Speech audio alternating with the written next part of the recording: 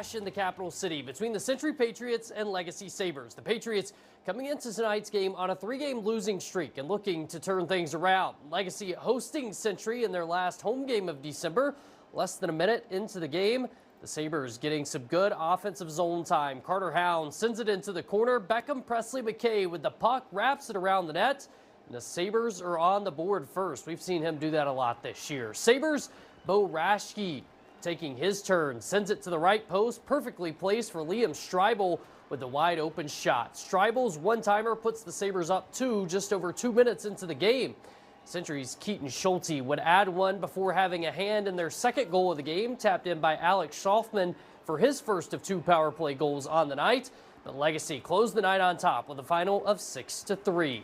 Mandan boys take their first loss of the season 1-0, but it took until the third period for Minot to score that lone goal. On the girls' side, Century gets a road shutout 6-0 in Minot. The Patriots now 4-1 on the season and have outscored their opponents 24-4 in the last 4 games. UMary basketball is coming off both a men's and women's loss in Jamestown last weekend in conference play. Tonight, a chance to get back on track with Minnesota Crookston coming to town before Moorhead comes to Bismarck on Saturday. Marauders women looking to bounce back after losing 3 of their last 4. They're without Bergen Kinnebrew for the second straight game. Emma Miller from Crookston putting on a show early. The 5'1" guard blasting her way into the paint, 2 of her 21.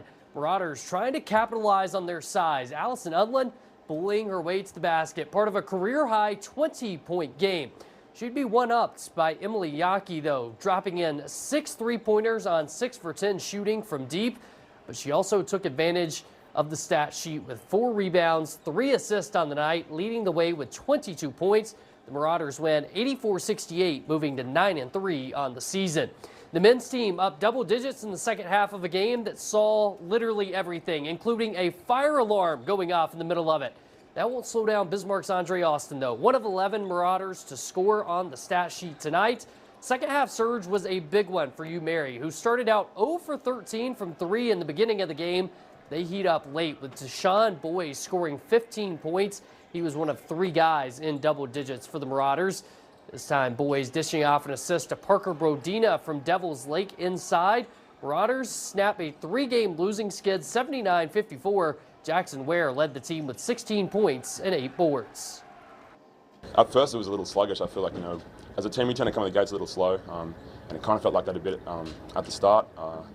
We just respond, at halftime there'll be that, adversity with the fire alarm and stuff, just, random stuff like that. So I'm glad with how we responded. I'm happy, I could kind of step up as an older player in this team now. It's more just, the guys, energy from the bench, energy from each other. We're just, really just kind of a unit like that. So it could have been anyone. Marauders host Moorhead on Saturday. In high school hoops action, Century on the road in Gillette, Wyoming to start its season. The girls team won 64-48 with 4 players in double digits. Olivia Klemple had 19. The boys team wins 62-54. Gibby Kinnebrew and Camden Kramer both scored 17. Here's a look at some girls basketball scores from around the state. The 3 on your left, all from the New Salem Almont Invite. Richardson Taylor picks up a 5-point win. Grant County Mount Regent wins 57-50 over Beach. New Salem Almont defending home court 60-31. Hazen wins big at home 80-32. Meanwhile, Newtown beats Beulah by 1, and Wilton Wing wins by 27 on the road. All of the WDA gymnastics teams met in Bismarck tonight for the annual Julie Ziegler Memorial Meet. Wahpeton joined them as well as the lone team from the East. Dickinson came in looking for its 2nd consecutive win. Unfortunately, no scores have been reported from the meet tonight. We'll do our best to get those online here in a little bit. In wrestling action, Jamestown beats Mandan via tiebreaker. Legacy wins over Century 53-22. That's both in girls. For the boys, Mandan beats the Blue Jays 53-19. Legacy remains unbeaten, and St. Mary's gets its first dual win of the season. At the college level, 23rd ranked Dickinson State beats BSC 42-5. The Blue Hawks had 4 pins in the win, including one from New Salem's Wyatt Ingwich.